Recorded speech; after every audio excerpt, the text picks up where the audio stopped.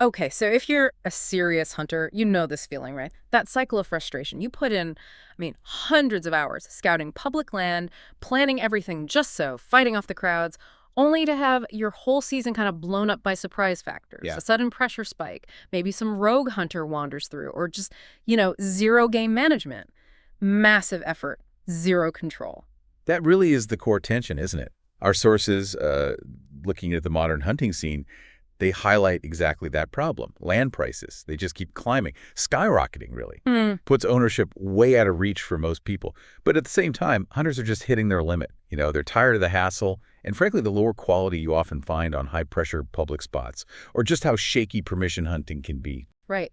So the market does what markets do. It responds, and that's what our deep dive is about today. The real benefits of getting yourself a private hunting lease. We're looking at what, like 24 reasons. The sources lay out 25 specific drivers pushing hunters this way.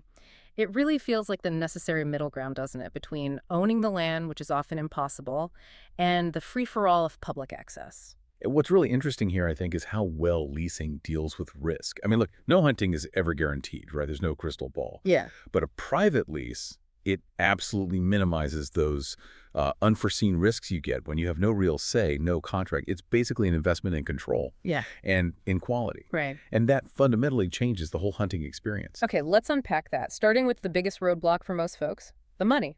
Buying hunting land is just insanely expensive and it's a massive commitment. How does leasing actually, tackle that huge financial hurdle?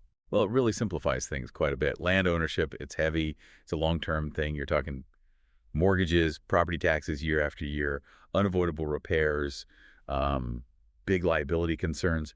That's like decades of responsibility. Leasing, it's much cleaner, more streamlined.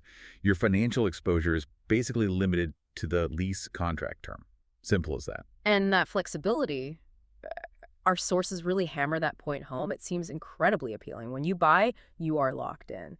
But with leasing, especially that standard, say, 1-year contract, you get this amazing operational flexibility. Oh, absolutely. Yeah. And most good leases, they'll give the hunter the first right of renewal. So what Right. that means is if the property's working out for you, you can usually lock it down again, often before anyone else even knows it might be available. Ah, okay. But if it's not delivering, or maybe your job changes, life happens, right? You can just walk away at the end of the term. Finding a new property is so much faster, way less hassle than trying to sell real estate.